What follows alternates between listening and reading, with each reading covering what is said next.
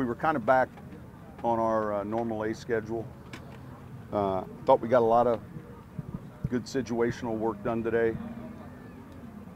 You know, it's kind of a back and forth a little bit in regards to, you know, how we handled the situations, but overall I thought it was a decent practice. Sean, what was your impression on the goal line? It seems like the running game was getting stuck. Yeah, look, there's a lot that goes into it, and it's technique, it's pad level, and you know, it was the first time for us to get down there live, and you know, it becomes more and more challenging. You know, 2 yards is a good run. So when we look at the film, I thought defensively the pad level was good. Then there was a pass play here or there, but from a run standpoint, they did a good job of coming off with good pad level, and then had some penetration on 2 of those runs that were all of a sudden there was someone in the backfield, and that becomes a lot more difficult.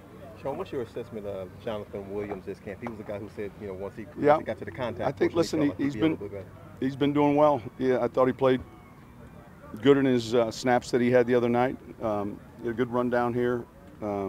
He's a smart runner. He's got good patience and vision. Could you talk about the growth of Marcus Williams this year? How big of a step maybe has he taken this summer? I think significantly, and you remember, you know, when we drafted him, we felt like he was very, very intelligent, and you're seeing that.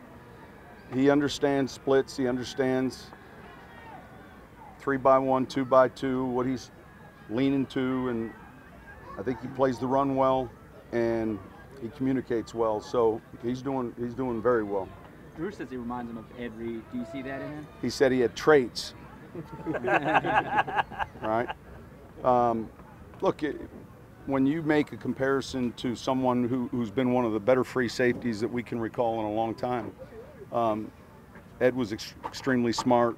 We had him in the Pro Bowl, or he was there the year we were in the Pro Bowl. He's smart. He was a smart player, had great ball skills and instincts, and so I think we're seeing him get to throws that you normally may not expect a free safety to get to, and so it becomes a little bit more challenging for the quarterback to hold him, know where he's at on each play, understand when he drops into the coverage as opposed to on top of the coverage or outside the coverage. You know,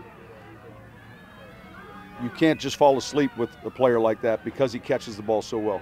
Has Brandon Tate shown a little bit more as a receiver than maybe his career catches? Well, he made a few plays today, and yet, you know, listen, he's going to have to make it first as a returner. Well, Michael Floyd, a couple weeks with him, you said you wanted to see him progress. Well, I want to see his weight get down, and the good news is it's working in that direction.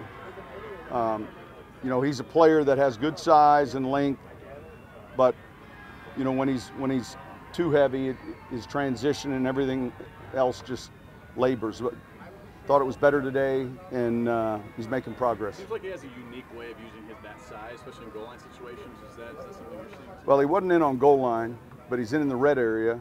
Yeah, I mean, look, when you have a catch radius that's bigger, it's to your advantage when you're in tighter quarters. So yeah, I would agree with you. Speaking of the return game, what did you think of Boston Scott's kickoff return the other night? I thought, you know, overall it was okay. He still has to. We're going to give him a lot of work at it, and he's got to make improvements. Sean, when you talk about alignment, assignment, I see you pulled Traquan off on the side. I think he had a drag type route. Maybe wanting him to avoid contact or something as far as some of the details. You know, he had a shallow cross, and one of the things you have to learn with a shallow cross is to get your eyes across the formation. You know, it's not until you know that you're clear that we want to turn to the quarterback, and if not, you'll get picked up by a floating linebacker or picked off. So just the technique of that route. But he's getting it. He's getting it. Sean, what's the balance you have to weigh as a head coach and tactics in practice? We're always kind of mindful of it. You know, it's part of the game. So we've got to, in controlled environments. Today was one of them. You know, have a live period, and you know, it's hard to practice goal line sometimes by just walking through it, and the guys handled it well. Did you think your team tackled him? The other night? Yeah. Just okay. Just okay. you know, that first drive, everyone had their nachos, their hot dogs, their Coke, and they were on to the frickin' churros. You know, it was 15 plays. Coach, when a player makes a play in the game, does that carry a bigger part of the evaluation, or is it kind of all lumped in with the practice?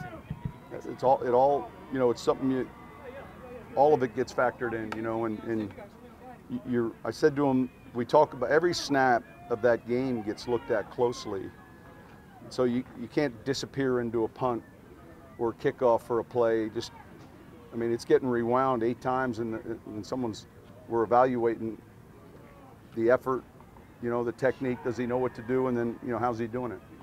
Coach, what do you like about a guy like Ricky Jefferson? I know you brought him back.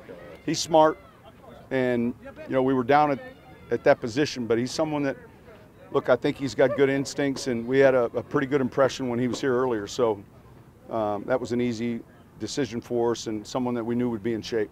How important is it for a guy like Elliott, Tyrone Elliott, to have the versatility to be, you know, Diaz? Look, if you can rush and then find a way in the kicking game, those are 2 good things. You know, those are 20 play traits. You know, special teams and sub rush. So that was encouraging. I thought he did pretty well the other night. Sean, as coaches, how hard is it to find time to stay fit, you know, to work out or eat healthy, you know, whatever it takes? I think, look, it's probably easier today than it was before to eat better, because the options are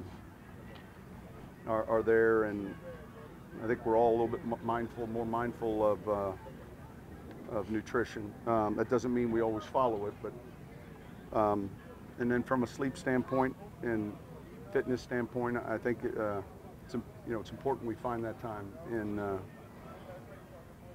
you know, I think it helps you sleep better as well. So each guy has got their different routine, you know, in regards to whether they do it after practice or in the morning. A little bit more difficult when you're traveling. Speaking of routine, it seems like Drew's is pretty crazy, almost OCD-like. You know, that's kind of been the way he takes care of himself since the very first time, you know, when he got here in '06. So I think it's, you know, it's extremely diligent. He's extremely dedicated to, you know, all those things. And, you know, you get a player playing at his level, at his age. So that's not an accident. You know, it's a lot of small things that matter. All right, thanks.